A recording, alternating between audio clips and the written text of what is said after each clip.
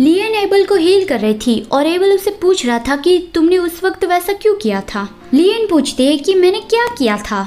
Able कहता है उस रात जब हम पहली बार मिले थे तब तुमने मुझे क्यों बचाया था। तुम तो बस मुझे इग्नोर करके जा सकती थी और अगर तुम चली गई होती तो फिर तुम नियति के धागे से भी नहीं जुड़ती।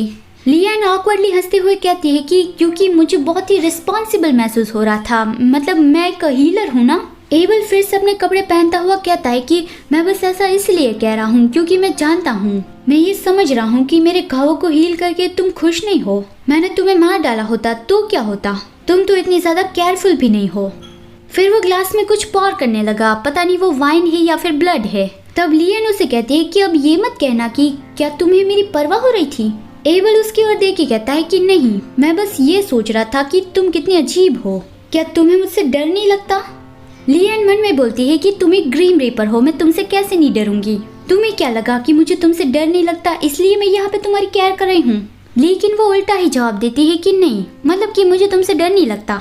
उसका जवाब सुनकर एबल थोड़ी देर उसकी ओर देखता है और फिर वो जाने लगा। लियन कहती है कि क्या हुआ, तुम अचानक से जाने क्यों लगे, मैंने अभी तक पूरी तरह से तुम्हें हील नहीं किया।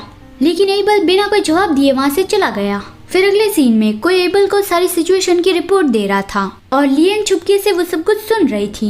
ये एक डेथ टेम्पल है जिसके चारों ओर डेथ पावर होती है जो उसे बनाए रखती है। अगर इस टेम्पल के चारों ओर सर्टेन नंबर में डेथ स्पिरिट नहीं होगे तो फिर ये टेम्पल गिर जाएगा। तो इसीलिए ही आजकल एबल बिजी रहता है क्योंकि उसे डेथ स्पिरिट पकड़ने जाना पड़ता है और उसमें वो बहुत ही इंजर्ड होके आता है। लियन को उसे हील करना पड़ता है और जब वो उसे हील करती है तब उसका दर्द भी उसे महसूस होता है। लियन मन में बोलती है कि एबल तुम्हें इन लोगों का भरोसा नहीं करना चाहिए, वो अभी अपनी स्ट्रेंथ बढ़ा रहे हैं और बाद में रिबेल करने वाले हैं। एबल कहता है कि अगर डेथ पावर कम पड़ रही है तो फिर मुझे बाहर और स्पिरिट पकड़ने जाना होगा। तभी लियन वहाँ पे आके जोर से जलाती है कि नहीं, तुम नहीं जा सकते। और उसे रियलाइज हुआ कि नहीं, मैं क्यों बीच में टांग अड़ा रही हूँ। और वो बात घुमा देती है कि कल तुम्हें जो चोट लगी थी उससे अभी तुम पूरी तरह से हील नहीं हुए हो, तो फिर मैं अभी तुम्हें अच्छे से हील करने आई हूँ। और वो एबल के कंधे पे मसाज करती हुई कहती है कि और उसके शोल्डर मसल्स भी बहुत ही जकड़ गए हैं। लेकिन अंदर से वो जानती थी कि वो जकड़े नहीं है, वो हार्ड मसल्स है।